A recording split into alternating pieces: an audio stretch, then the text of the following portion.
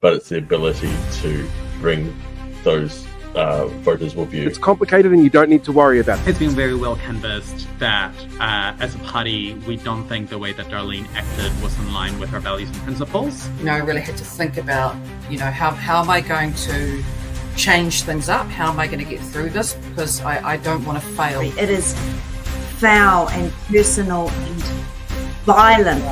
Job is to make sure that we are showing New Zealanders that there is an alternative to the divisive approach of this government, that you can bring people together. I mean, I think one of the things that any government of whatever stripe has to realise that every minister has to be a climate minister now. When you've got a country that's got a young population but they don't get involved, you might want to have a grown-up chat about that. We don't want a situation where government dictates the local government, but you want to make sure the system is set up so that it's easy for communities to make a decision. I'd be really interested to see if the officials that advise that a Crown Observer was necessary or should be put in place, or whether he's made that judgment call himself. I don't think we did, and I've said this, I don't think, because it happened quite quickly last time, I don't know that we did a good enough job of bringing the public with us. Remember, just by having Maori Wolves doesn't guarantee that mana whenua are going to be represented around the table.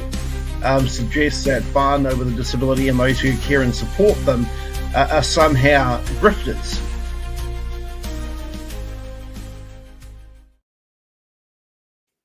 Hello there. What do you think of the new opening, Blake? Very good, Paul. I had lots of fun putting that together. Welcome to 2025. We are back again. Yeah, they tried to keep us down, but it didn't work. But if they'd offered us chocolate, it might have. It would have been a completely different outcome. I think it's probably a good idea to remind people of a couple of very quick things before we jump into our first guest. First of all, no matter where you're watching it from, feel free to give it a like or share or tell people about what's going on. Always helps spread the algorithm a little bit. Comments are open as well. We're running a bit of a poll at the moment around local body elections because this is a local body election year. And I'm really keen to get people out there voting.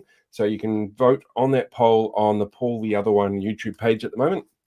Jump on in. It's a really simple question. Are you going to encourage people to get out there and vote in this year's local body elections? Other than that, I'm trying to think what else I have to do in terms of housekeeping. The podcast version of this will be out tomorrow. I got that other one. A slight change to tonight's lineup. We no longer have Benjamin Doyle joining us tonight due to family emergencies. So instead, we've got Gary Payinda coming back. So Dr. Gary is always a good person to talk to because he is so onto it. And I really want to have a chat to him about some of the news that came out last week around how there's so many changes happening to government departments, and the health sector is the big one that they pointed out, that they haven't made contingencies for how many people they've lost during the process of firing everyone to save the economy. So very keen to have a chat to him about that. But first, joining us now to talk about the legacy of Dame Tariana Turia, it's Matthew Tukaki.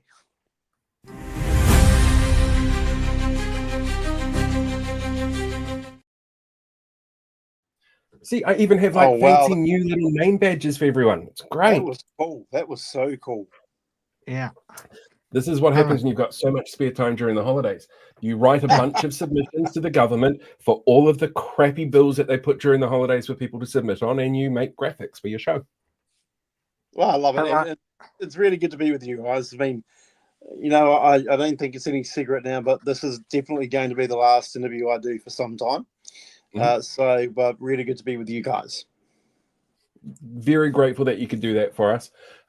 You're taking a bit of a sabbatical from social media to focus on getting yourself better.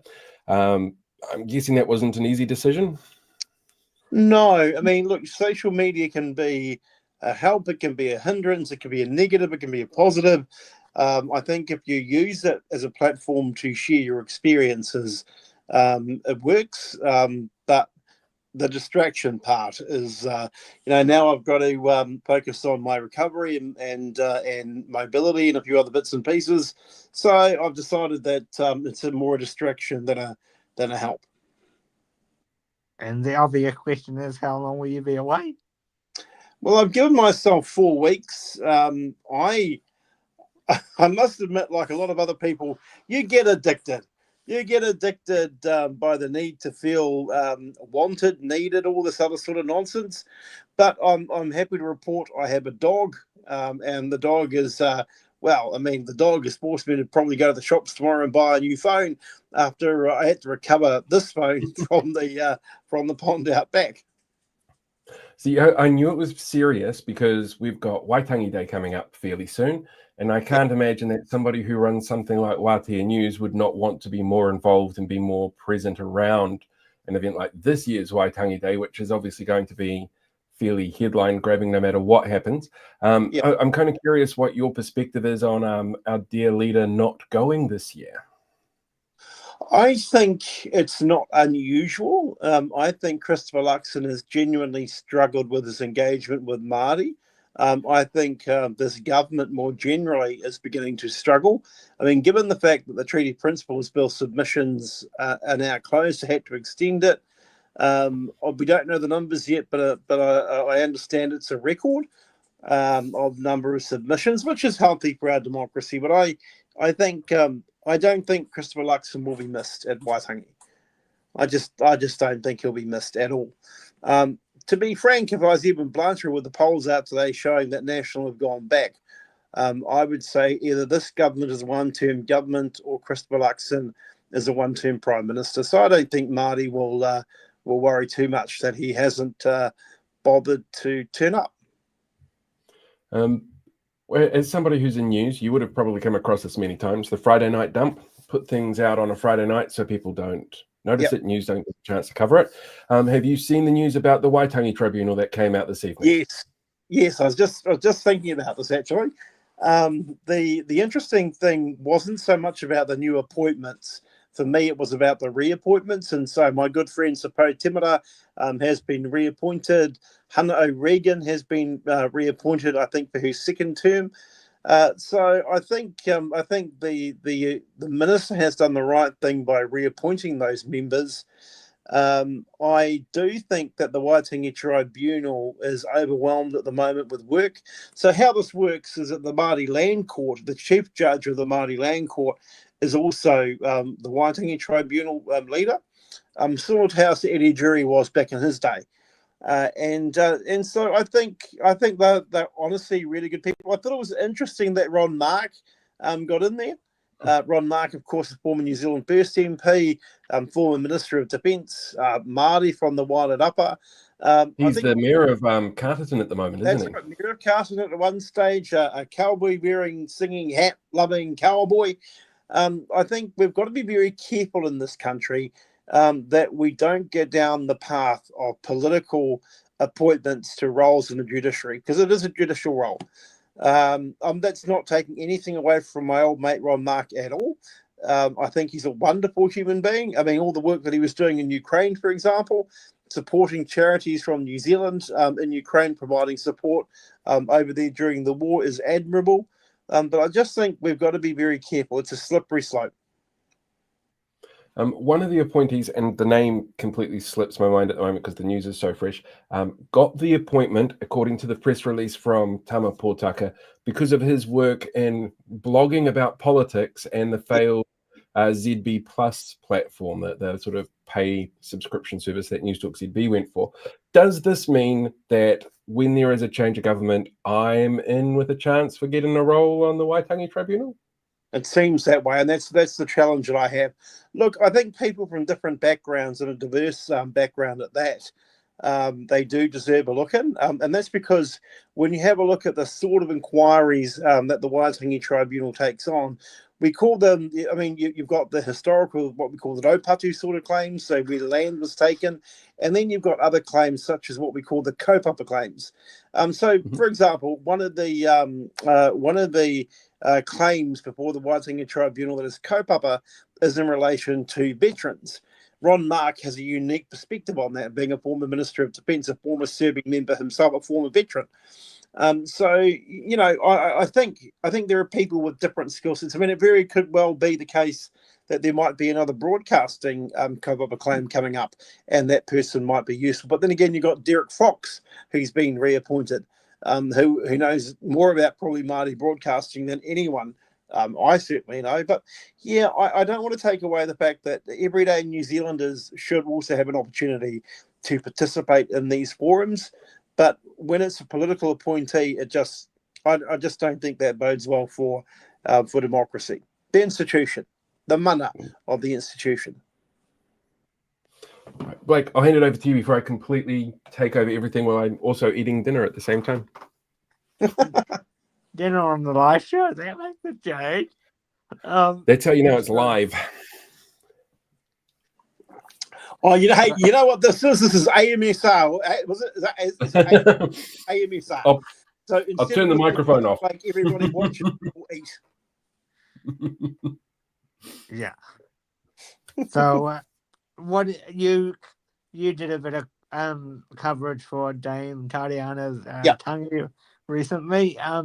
What do you think her legacy will be in this country, and what was the most impactful thing that you noticed at her Tangi? Yeah, I mean, I think a couple of things. I mean, I knew Dame Tariana Turia. I met her some time back, and also during my work as chairman of Oranga Tamariki. She obviously had a very well, let's just say, a very clearly articulated view on what to do with the agency. So kapai her. I was also at her tangi.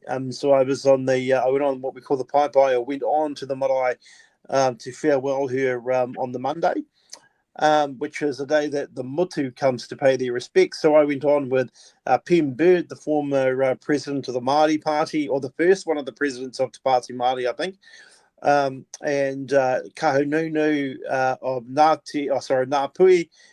There were people from Raukawa, Ngāti Pātua, ki Ōrākei. So I very happily went on before all the politicians went on. So what I witnessed were everyday Māori wanting to pay their respects to the mother of whānau order. Whānau order has had a massive contribution to New Zealand, to Māori in particular, obviously. People also forget that there's a whānau order commissioning agency for Pacifica peoples as well.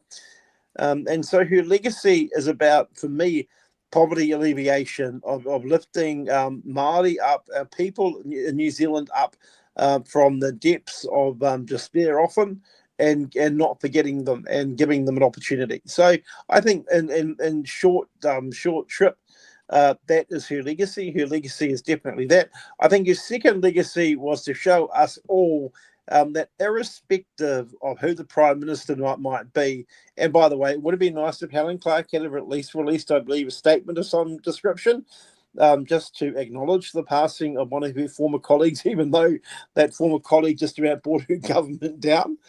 I mean, her way to write history. And so I think she taught us that you can stand against the storm, or in this case, the tide. Especially with seabed and foreshore, and you don't have to be captured by the big mainstream parties. In fact, I'll teach you all a lesson right now, and I'll go out and I'll start my own. So yeah, I mean, I think she's got multiple legacies, and all of them come from a different angle. Some of the things she did probably were less successful. She probably would want to achieve a lot more, but that's what happens when you're in those roles. You can't help but want to achieve a lot more. You become the subtle definition of an overachiever wanting to achieve as much as you possibly can achieve. It sounds like a terrible way to live. I guess what I would also ask is, as you know, we talk about disability a lot on this podcast, and I'll get very poignant that we saw her in that march as well, but I'll get to that in a second. How ashamed do you think she would have been in her final sort of months, in what state the disability sector has been left in after she worked so hard on it, and then the 2000s, so like 2008, 9, 10. Look, I can't speak for her. What I would hope that she was thinking is that she began a journey for the way that whānau with a disability were treated in this country. I think that's one of those things I talk about where maybe the aspiration was greater, but every journey starts with a small step. So I think she should be and would have been proud at least taking those first steps. I think what would be interesting is her take on how she was remembered. From all accounts, and particularly from my experience, you would get a Tariana Turia that would speak her mind in a way that your nana was telling you off. Yeah. So with a hug, a cuddle, and a sly grin, and then a very calm, very, very calm way of telling you that you're both wrong and this is the way you need to do it.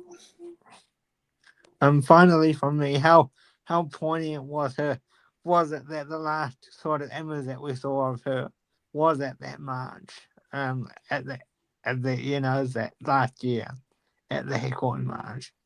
Yeah, I'm very aware of a photo that emerged, and I decided, publishers' rights, that I wasn't going to publish it because I'm of the view that that the frailty of a human being that we hold in with great admiration, we tend to want to remember those like Dame Tariana in a way that shows strength and doesn't look at illness. But I think a couple of things. She turned out at a time when she was clearly feeling it, quite sick. I think she would have been disappointed at her National Party colleagues, whom she was in coalition government with, that they had agreed to this. It would never. I mean, particularly when it emerged that David Seymour indicated that this was not one of his bottom lines for forming coalition government. I think he was probably more hell-bent on his little regulatory standards bill nonsense than the treaty principles bill. So I think she was probably both proud that Māori came together under the banner of kōtahitanga or unity, and also proud at the sheer number of New Zealanders. And I say New Zealanders because, Dame Tariana Turia, she wasn't a fluent Reo Māori speaker. She was steeped in her tikanga, steeped in her culture, but appreciative of the role, I think anyway, that other New Zealanders played in our society. Anything else from you, Paul? Oh, I always have a million questions. It's a case of trying to narrow it down in my head what the next one is to ask. With somebody like Dame Tariana Turia, you mentioned the legacy, what she's remembered for. From my experience as somebody having looked through how media presents people, one of the things I found really interesting about particularly about early Māori Party politics, about the time that they split out from Labour and what they were doing, was the use of the language in the media. It was extreme, they were radical, it was all about vilifying Māori and Māoridom in particular around that foreshore and seabed issue. I'm wondering whether or not, as somebody who works in the media yourself, you still see those things come through, those language uses come through, or attitudes come through from other media outlets, or if that's something that you're really acutely aware of yourself and how you combat it.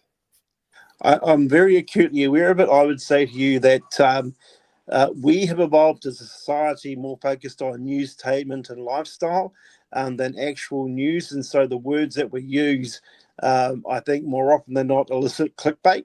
It's clickbait headlines, all this other sort of nonsense. I think we've got a long way to go to mature as a media and news sector in Aotearoa. And I think, the evidence in that, Paul and Blake, is that at the end of the day, the number of New Zealanders who are no longer getting their news from traditional mainstream news outlets is growing day, not year by year, but day by day. I mean, all you have to do is have a look at the ratings. And I also find it interesting. For example, the New Zealand Herald publish I think a weekly overview of what's going on in movements in the media sector. Talk about navel gazing. I mean, I get frustrated when we stop reporting the news and become the news. And I think, I think the way that we describe, sorry, that's the washing machine going in the background. I'm not at the airport waiting to take off to Vegas. I think the way that we report the news has become a sad indictment of the society we're at risk of becoming. Well, can you hear that washing machine? No, I can't hear it. So I'm just going to assume there's nothing going on. We're all good. Anything else, Paul, before you No, the only other thing that I was going to ask you, Matt, was do you want to stick around while we have a catch up with Gary? I'd love to, but I've got a dog that's, let's just say, biting at me. Can I just add one thing, if you don't mind? I mean, I don't think we should be afraid of having mature discussions and debates, and we can do that. Like this treaty principles bill, if you had said to me that we should have a mature discussion about the fact that we don't have a constitution in New Zealand, we have a hopscotch of laws that have been made up over the years, and let's have a look at what a constitution looks like. That doesn't set aside Te Tiriti or Waitangi or anything like that. It just says, well, we're maturing as a country, but we're not mature enough to have that discussion. So I think, to be honest, I think we've got to do a bit of growing up. And I hate to say it, sometimes I look across the Tasman at those convicts, that country settled by convict transitionary labour, and I think to myself, I lament that often they seem to have themselves a lot more together than we do, and yet we were settled by skilled migrants, and we have pride, or some degree of pride, in our Indigenous population. I wish we had a little bit more, but I just think we need to. I'm going to say it because I don't know if you're going to hit the bleep button. I think we need to grow the hell up. Don't worry, that one doesn't get bleeped. We'll take even harder words. We're on the internet. You can swear as much as you like. I was going to say F, but I went with hell. Fair, very fair, and you're absolutely spot on. Yeah, but all I would say is best of luck with the next stage of your recovery. And, thank you. Thank you for joining us tonight. And hopefully we want you to be the first guest back when you're ready for it. Thank you, guys. Ka kite. Ka kite, Matt. Thank you. Bye. Cool. Wow. So yeah, he is on the road to recovery, which is really good to see. I'm not going to stand around for too long because we've got Gary being very patient in the waiting room at the moment. So we'll bring him on and have a catch up with him as well. Yeah.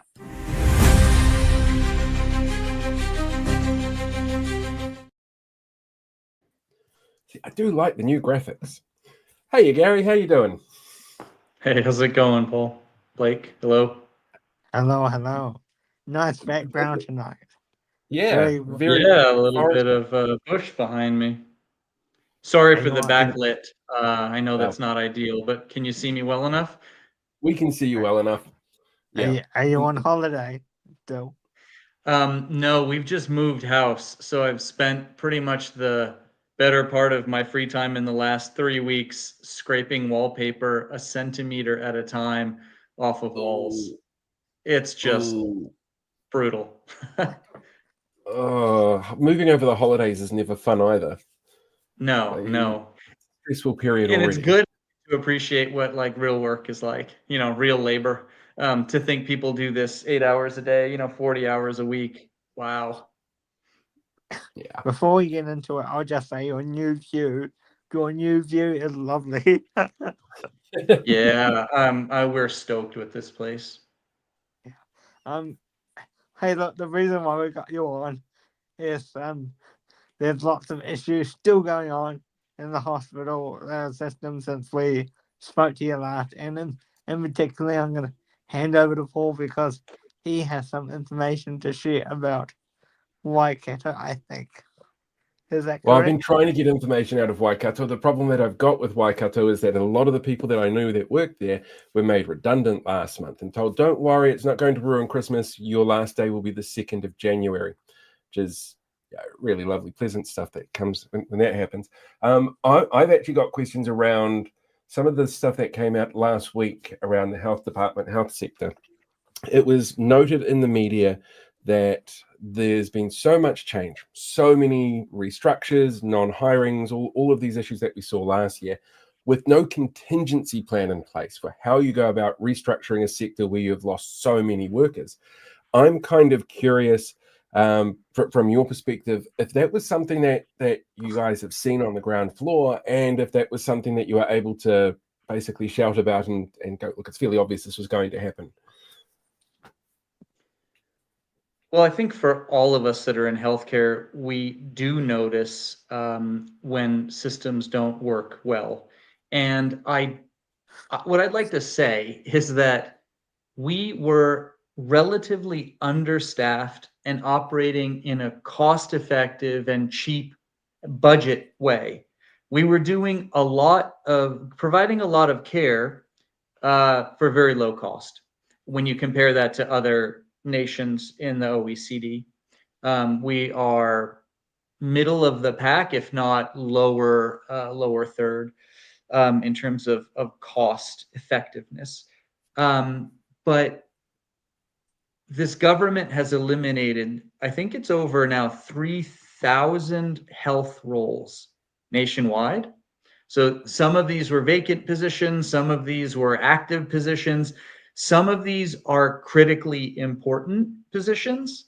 They got rid of, is it something like half of the IT workforce budget has been axed, a quarter of public health, and you just look at what we just went through in terms of a pandemic, and you think, is now the time to be losing all these people? So you ask me, do I notice it? You don't notice it like minute to minute on a shift. You don't sit there and say, what's going on? But cumulatively, we notice that we are doing more with fewer people. And specifically in ED, I went back and looked at some of the national numbers. We are seeing more patients than we ever have. I think I wrote it down here. Bear with me for a second. ED attendances quarterly were up by 18,000, like on a quarter to quarter basis across the last couple of years. And like, it just, when you hear that our EDs are seeing more than ever, like huge numbers, putting through huge numbers, and then you hear about recently attacks in the ED. Have you been following the stories of nurses being stabbed, a nurse being stabbed in the community recently, a nurse being choked at Middlemore Hospital? Now, I don't know these cases in specifics. I don't know what they were due to, but I can tell you that it's a very bad feeling as a doctor when you walk into a room on patient after patient after patient, and the first words out of your mouth have to be, I'm sorry that it's taken me so long to see you. We're very busy today. And I mean, I think there's a lot of things that are getting worse now, and you would expect them to, wouldn't you? If you got rid of 3,000 employees in any industry, would you not expect to see some bad outcomes? And it's really interesting, especially when we're still hearing they're still leaving, and Dr. Shanaretti still continuing to put, despite being in office for 15 months, still putting the blame on the former health minister, Ayesha Verrell. It's just crazy. Yeah, I mean, I don't know. I think, isn't that what politicians do? When things are going well, they take all the credit, and when things are going badly, it's never part of their problem. But I don't know. I'm not so interested necessarily in casting blame here or there. I'm more interested in just like looking at the facts. And I was talking to a lady yesterday, a social worker, works at WINS, and she was telling me that they are seeing people coming in from the health sector trying to get jobs working outside their field. And some of the roles that they were talking about were incredibly needed. And these people don't have jobs for them. We heard that the graduating nursing class, which Health New Zealand could hire 100% of to fill the gaps, and ought to, 50% of them went without offers. That's not good at a time when we know the population is growing. 90,000 people a year are moving to New Zealand.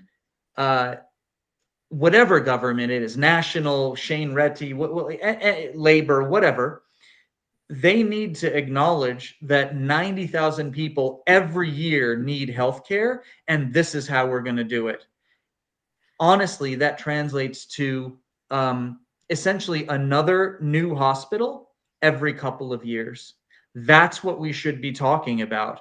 And obviously schools and policing and it's all related. There's been an attack on public services and the public sector, and regardless of which politician is talking, no one's really speaking to the main issue, which is you're going to have 90,000 more people living in New Zealand next year. How do you care for them? Yeah.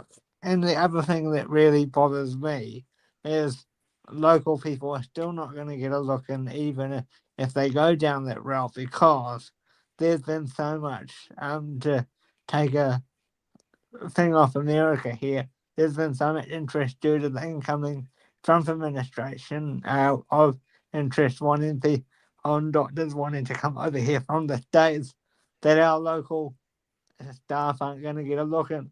And that's not good when we're training a whole heap of people. Absolutely. We have in the past year or two just been hemorrhaging nurses, experienced nurses, and who replaces them are typically more junior and less experienced nurses. And I'm sure this government likes that from a financial point of view. That means they're going to be cheaper to salary. But the quality of care, like what we are losing when these doctors and nurses move to Australia, it can't be regained for years, if not decades. That level of experience, it's not good. And I don't think we should be relying on nurses from the United States or from the UK. We need to be giving our own ones a chance as well. Absolutely. We had a graduating class of nurses. We should have made offers to all of them, not just half of them. I don't understand it. And talking to regular folks, they say, well, there's such a debt. We have no money, which I would be willing to believe if our debt was proportionally worse than many other comparative countries. I would be willing to believe in austerity if you didn't tell me that the government just spent 16 billion with a B to help people with tax breaks who need it least. It's incredible. We don't offer a tax break for a person trying to get their first home, but if you're a landlord on your 75th unit, you're going to get a tax break on your mortgage interest. Absolutely disgusting. And I've had people say, like, I just have, a batch or something. I support that. We could easily do carve outs for the bottom, the lowest income people, even if that's a landlord. But the thought that we would be giving someone with 300 units tax deductions of their mortgage interest, it's wild. So I can't be told that there's no money, because I know there is. Go ahead, Paul. I've got a question for you about what you see when you go to work as an emergency room doctor. When National got in, they were told really specifically getting rid of the fees free for prescriptions and not properly funding GP visits, the co-pay options there, was going to lead to an increase of people who can't afford that element of healthcare, which would see an increase for the kind of work that you're doing face-to-face with people in the emergency room. I haven't been able to find any stats come through on how that's happened so far, or if that's happening. I suppose we're so close to the start of the year, they haven't really been collated. But from a personal point of view, have you seen an increase in that kind of flow-on effect with our health system? The overall economy is so rough right now. Again, I was talking to this lady at WINS. She's been there for 20 years. She said that the situation now economically with unemployment and people in desperate need, is equivalent, if not worse, than the GFC, the global financial crisis. That was a big deal. And what we've got going on now is equally as big. We're seeing restaurants and stores failing left and right.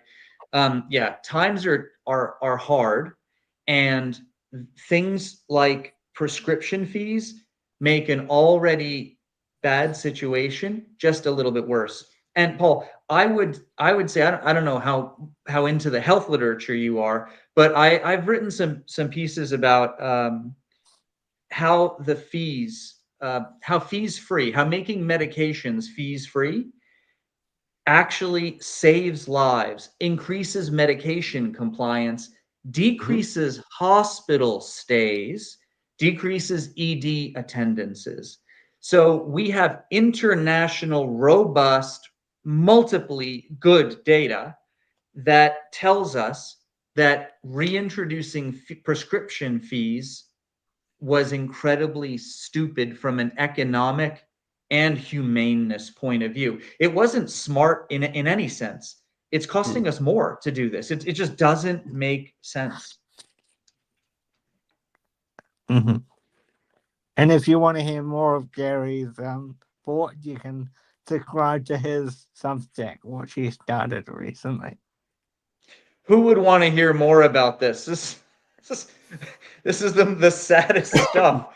I mean, it feels that way sometimes. I find when I'm writing with my Substack, it is, what's the depressing topic I have to deal with now? And it can get really, really into your head.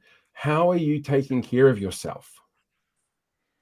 Well, I think a big part of self-preservation is when I realized years ago that I couldn't make the kind of change I wanted in my immediate workplace, I reduced my hours and diversified my work.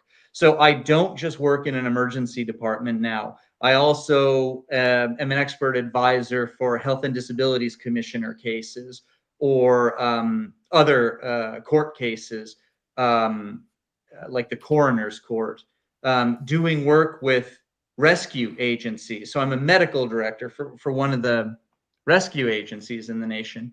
And assisted dying work. I also help patients who are dying of terminal illness who can't be helped any further. I help them end their suffering in a humane way. And so all of those things help refresh me to go back to ED and to keep churning through the numbers, which are going up apparently by 18,000 a year annually. Yeah, you bring up a really interesting point when you talk about assisted dying, because over the Christmas period, and ironically because of other things that didn't get media coverage, surprise, surprise, acting out that they're going to pursue an amendment of the Assisted Dying Act, fronted by Todd Stevenson. Have you read about that? And if so, have you got any reaction to it? I have not read about it. Do you want to clue me in? They basically want to broaden the criteria on who can do it. Gotcha. So it's probably the only thing that I support Mr. Seymour on. I wonder if he had a personal exposure to it, but he has always been an advocate for terminally ill patients being able to access assisted dying services if they want it. And there's a medium-sized list of ways that we could improve the assisted dying law and make it easier to access. So we know that it's really hard for people to jump through all the hoops that are required. It's only a minority of people that actually are able to get assisted dying in the end. There's often a situation where you're either too sick or not sick enough. And there's just a lot of steps one has to go through. You need a lot of perseverance. And what we're finding is that people, specifically with neurodegenerative conditions, are having grave difficulties accessing assisted dying. And then people in minority groups, whether it's Maori, Pacifica, people with disabilities, or economically disadvantaged people. In my experience, it's really like a lot of healthcare, it's most easily accessed by the people who have the most means and the most family support and the easiest time of it. So yeah, I do think I haven't looked at ACT's proposal. I'm happy to talk about that another time. But there are ways that we can make it a more humane and accessible service. Yeah, I'll get you to come back and talk about that, because I have a few concerns around it becoming too accessible for disabled people. And yeah, we should talk about it at length some other time. But I just remember back to the bad old days before we had the law passed, there was almost a fear-mongering that Maori and disabled people would be targeted for death by the assisted dying law. In fact, it's actually very hard to qualify for the assisted dying law. You have to have a terminal illness likely to cause your death within 6 months. And as I said, if you have any difficulties in life, it makes it harder for you to comply and get through the assisted dying paperwork and process and interviews and all of it. So sadly, I've encountered people with serious disabilities who've actually had a hard time accessing it, harder than they ought to have had. But we can talk about that another time, Blake. I'm happy to talk about it. I would love to, actually. Yeah. So we'll come back to that in another session. Anything else you want to ask Paul? First of all, how was Christmas? How, other than the move, is everything sort of returned back to normal for you now? Yeah, it was nice. We had the kids back up from uni, and so it was a nice chance to be a family of 4 again. And as of today, we're back down to 2, which in its own way is also nice. Yeah, I got a message actually from my son last week wanting to know if he could move back in because the internet apparently at his new place is terrible. And I'm sort of sitting there going, I'm happy to help, love my kids, but I do like having my own space here. Yeah. I bet you could arrange some really good internet for him. Well, apparently my internet is better than his, and that's the important part. But is there any medication you might be able to give me just to, I don't know, make him sleep all the time so I don't have to deal with him, or something that will make him keep his room tidier than it was last time? I'm sure there are medications for that. I don't prescribe them. Fair, very fair. Other than that, no, I think I'm all out of questions for now. But thank you very much, Gary. Very much appreciate having you here. My pleasure, guys. Time to have a longer chat with Blake, and we'll put that on his channel as well, because I think that'll be a really good conversation to have up there. Absolutely. Look forward to it. Yeah. Thank Gary. I'll be in touch. Yeah. Bye-bye now. Brilliant. Thank you. Have a good night. Catch you later, Bye. Gary. Bye. So yeah, that's Dr. Gary Payinda. In the comment section on the YouTube page, we've put the links to it. So to his Substack, if people want to go and check that out. I thoroughly recommend you jump in there. It's got some really interesting stuff coming through from within the sector. And I think it's really important, no matter what the sector is, that we get the voices that come through from people who are working within it, so we can see what's going on and we can form opinions as to what we can do next and ask the experts what should be the next steps. And for all the conspiracy people out there, not a paid sponsor, I've just started subscribing it to myself. There's no conspiracy people out there. I block them when they come in usually. Not just a big fan of conspiracy. Yeah. Anyway, shall we head straight to the news? We can jump straight into the news. That should be relatively easy. It's also got the new title card thingy, so we'll see how that goes. So yeah, let's do that. Let's jump into the news. Add to stage. Hello there, kia ora, and welcome to this week's The News. Former, as in not currently, a Green MP Golriz Graraman is in the news again after mainstream media outlets claimed that she was under investigation for shoplifting. The incident was said to have taken place at Pack and Save Royal Oak, but Pack and Save themselves have said that they would not name the person involved. The police said that they are investigating a claim without naming anyone directly, and her lawyer has released a statement warning the media not to name people, without confirming or denying that their client was involved.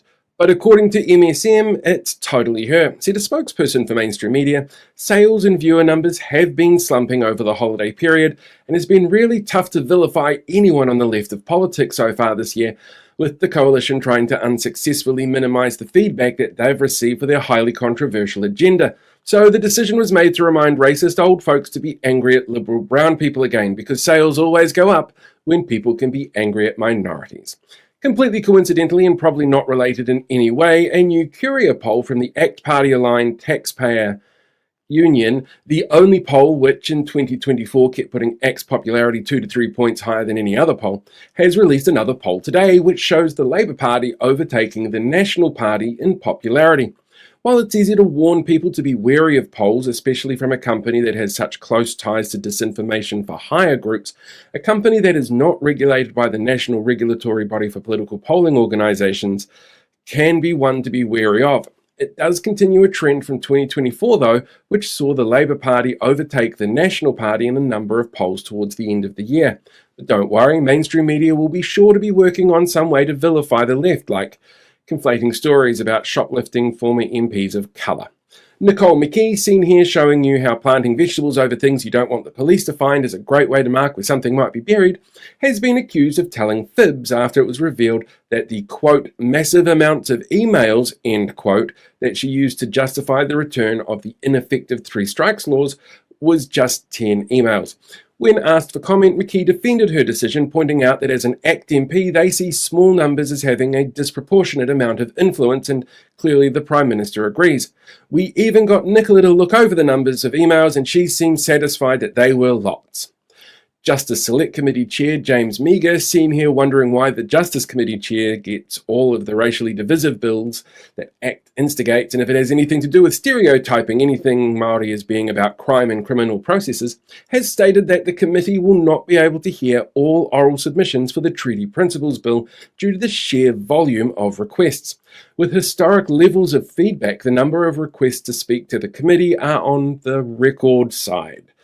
The committee spent Thursday debating the criteria for narrowing down who does and doesn't get to speak. National Party committee member has asked for only stale pale males. ACT's member has requested no one who wrote for New Zealand, since he doesn't read work by New Zealand authors, and New Zealand First member Jamie Arbuckle will only speak to people who have had their genitals checked first to ensure fairness.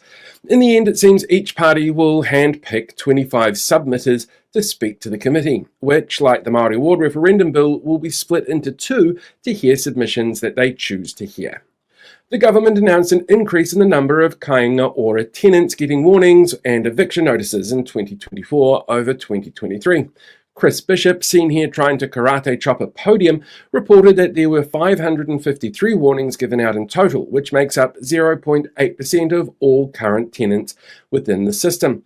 This was an increase of 41 warnings, which is a statistical difference of 0.6% between 2023 and 2024, showing a clearly tougher line on targeting people needing the most help is working to alter those behaviours. Of those warnings, 2% or 11 were evictions, or 0.015% of all tenants. Campbell Johnston, the first All Black to openly come out as gay, was married recently in a ceremony in North Canterbury, where the grooms were choppered in by All Blacks legend Richie McCaw. The New Zealand Herald, however, had to turn off commenting on a story about the event after a deluge of homophobic and hate-filled comments. Said a spokesperson for NZME, "Look, we don't think it's important why we seem to attract these kind of people to our publication and what it means for our contribution to the cohesion of society. Anyway, look, somebody is shoplifting and it might be an MP of colour." NCEA results released this week showed a third of students failed Level 1 courses, an increase of failures from 2023 of about 8%. Education Minister Erica Stanford, seen here showing you all the evidence they base their education decisions on, claims that this change was caused by changing demographics of students taking exams and had nothing to do with rush changes to the education system delivered last year based on erroneous data that the government used to justify stripping funding from departments that they don't like, encouraging students to not focus on the humanities subjects and removing modern tools students used to learn with, like cell phones in classrooms. According to the European Commission Copernicus Climate Service, the United Kingdom's Meteorological Office, Japan's weather agency, and the private Berkeley Earth team, 2024 was officially the hottest year on record, with global average temperatures surpassing the 1.5 degree threshold scientists have been warning against since UN research in 2018 showed that threshold would make the difference in major climate catastrophes much more significant. Across these agencies, as well as others which monitor climate changes, they firmly place the cause on an increase in worldwide emissions from fossil fuels, of which New Zealand recorded its first ever increase in a decade over 2024, as the country looks to reopen fossil fuel extraction. And finally, according to Met Service data, Wellington has had one of the worst runs of New Year's weather on record, but that's due to end this anniversary weekend as temperatures settle to a sunny low 20 as wind changes happen, bringing in warmer weather. However, the less than ideal weather in the capital city is, according to the Post, probably still the fault of bike lanes and the Green Party members of Wellington City Council. And that is this week's The News.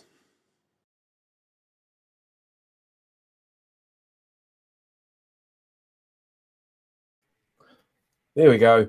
Not on mute anymore.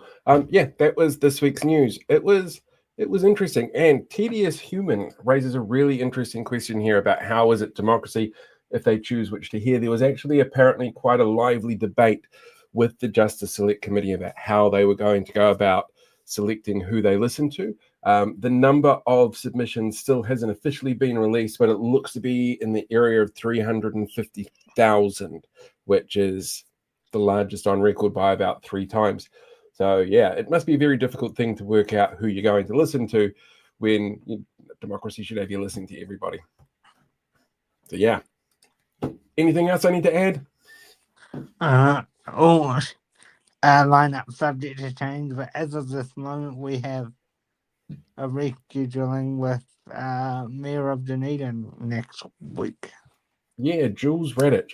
I'm really keen this year to get a lot more local politicians on, because obviously we have the local body elections on the 11th of October. There are going to be a whole bunch of sort of things happening around the local elections this year. Some really good, like the work that Sam and It's in the Ballot are doing. Some not so good, like the fact that an organisation like Hobson's Pledge doesn't need to register how much money that they're spending on a campaign to fight against Māori wards. And there are 40-odd councils running referendums on Māori wards. So there's a lot of money that can be poured into this from organisations who don't have to report it. That's very concerning. So I'm very keen to make sure that we get those stories out this year. Before we go though, please let us have a look this week and please let us know who you would like us to get on, whether they are incumbents, whether they are announced candidates, because there are actually a few of those, more than I thought, and people that are retiring, so that we can talk about why they made the decision to move down. Stand down, rather. I'm actually working on one of those as we speak. So that should be... That'd be interesting to have a talk, particularly to the people that are standing down. I'm really keen, I think, to look at doing an episode maybe a little bit after I slow down with my busy summer, to people who have already run, who are standing down, on their advice for people who might want to run, because I'm sure that there are going to be people out there who are keen to put their hand up and have a say. So really keen to get some advice from the people who have been through it for what can actually help people run a decent campaign and get their perspective across. And the other thing I was going to say for housekeeping is episodes may be a bit sporadic for the rest of the summer. That just sounds like you're guilt tripping me for working over summer. No, I said May. We'll see. We'll see. I know that 2 weeks from now I am working a night shift with an event. This weekend I'm emceeing 2 events, which should be really scary. Are you allowed to plug them? I guess so. I'll be emceeing the 2 Auckland Music and Parks events this weekend. One is in Aotea Square with, I think it's Silver Scroll winning Georgia. Oh my God, my brain's gone completely blank. I should know this one. Georgia Heights. And then on Sunday, I am in Milford emceeing that. And we've got Silver Scroll winner Ray, who most people who might have heard his music through social media, because he's the one who's done a whole bunch of music around Toitu Te Tiriti. He does a whole bunch of sort of urban hip hop infused traditional Maori music. It's very cool. And a lot of his stuff has shown up on social media for people trying to encourage everyone to go out and have their say on the Treaty Principles Bill. So I'll be working with them over the weekend. Yeah. But we will try and get it, but without guilt tripping, we'll try and get as many episodes to you as possible. Yeah, we'll work on it. Right, I think that's us done and dusted. Half an hour left until 9 o'clock. I'm going to go and watch some TV. Yep. We'll see you guys next week. Yeah. Ka kite, everyone. Bye-bye.